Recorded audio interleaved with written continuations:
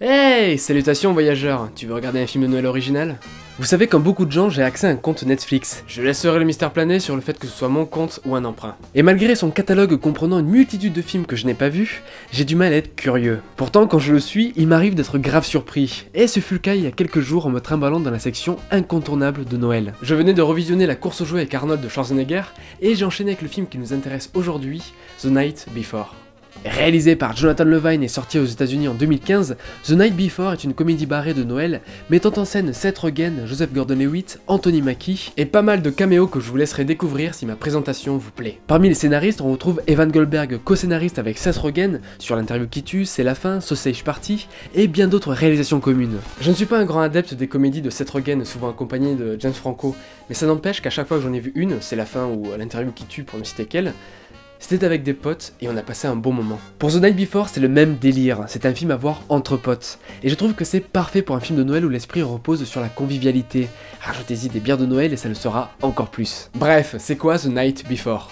Durant son adolescence, après avoir perdu ses deux parents lors d'un accident à quelques jours de Noël, Ethan, joué par Joseph Gordon-Levitt, se retrouve tout seul et déprime. Mais il est rapidement soutenu par ses deux amis Isaac et Chris, joués par Seth Rogen et Anthony Mackie, qui vont fêter cette fête familiale avec lui. Pour le requinquer, Isaac et Chris lui rappellent que plus personne n'est là pour lui dire ce qui est bien ou non. Et cela leur donnera l'idée de passer le réveillon de Noël à faire la tournée des bars, à se droguer et à se libérer. Une idée qui deviendra une tradition pour le trio d'amis durant de nombreuses années, jusqu'à ce que Isaac devienne un mari en attente de son premier enfant, et Chris un sportif populaire de haut niveau. Ethan, célibataire depuis 2 ans, toujours amoureux de son ex, étant le seul qui n'est pas vraiment évolué. Arriva ce qui devait arriver, les deux amis ayant une vie stable et des responsabilités, des adultes quoi, décident de mettre un terme à cette tradition et de fêter un ultime réveillon comme il se doit, et de passer à autre chose malgré le non-consentement d'Ethan, qui voit en eux sa seule famille. Le hasard fait qu'Ethan tombe sur des billets d'invitation donnant accès à une énorme soirée VIP dont ils ont cherché l'entrée pendant des années. Le film mettra en scène le déroulé de leur soirée jusqu'à l'heure fatidique de l'ouverture de la soirée privée.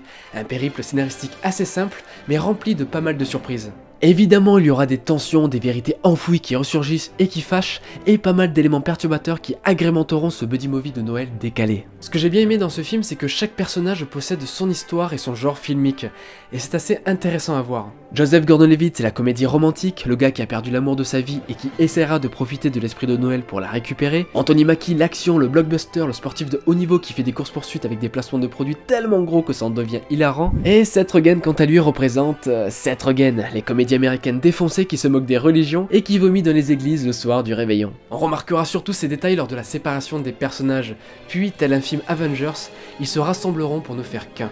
Outre les diverses références cinématographiques que le film s'amusera à nous balancer à la gueule, The Night Before joue assez bien avec les caméos et parfois d'une manière assez méta, ce qui rend l'apparition de certains personnages encore plus drôle que d'autres. Mais j'en dis pas plus. Voilà, pour celles et ceux qui ne l'auraient pas vu, j'espère que cela vous donnera l'envie d'être curieux et de le voir entre potes. C'est pas le film de la décennie, mais si vous en avez marre des téléfilms de Noël qui se ressemblent et des moments où j'ai raté l'avion, je vous conseille The Night Before. Parce que bon, pour Noël, le plus important ce n'est pas de voir le meilleur film de tous les temps, mais de passer un bon moment ensemble, non? Et vous me conseillez quoi comme film?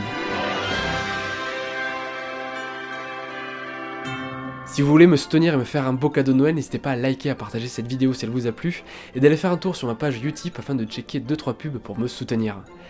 Je vous souhaite un joyeux Noël voyageur, prenez soin de vous et de vos proches, à bientôt.